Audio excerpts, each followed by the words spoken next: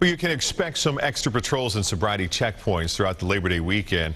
And Kansas City Police plan to dedicate upcoming sobriety checkpoints to people who were killed by drunk drivers.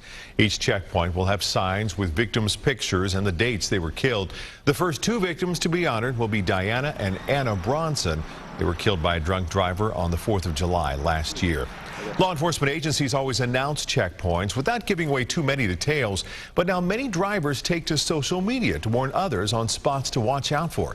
Mitch Weber spoke with the man who started an online campaign of his own against checkpoints. Mitch? Mark, his Twitter following is pretty big. Almost 13,000. He and his followers alert others to places to avoid, things like speed traps and checkpoints.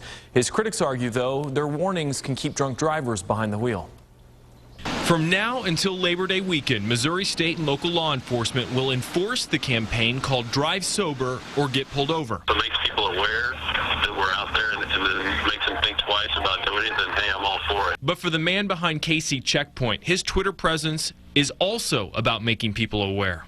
We're informing citizens on a regular basis about checkpoints. He doesn't use his real name, just his Twitter handle because of his critics. It worries people that I might somehow enable somebody to drive drunk and get away with it. I personally don't think anybody that's excessively drunk is going to be hanging out on Twitter. The state campaign will include checkpoints, an area where officers stop everyone regardless of your driving.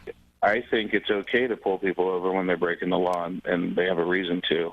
It's not a matter of just staying away from the checkpoints. There are still officers and troopers out there that are looking for those drivers that are impaired. Missouri Highway Patrol Sergeant Bill Lowe knows social media is an ongoing hurdle. That's something that we can't control. If they want to pull people over for, swerving over the line and breaking laws, I think they should.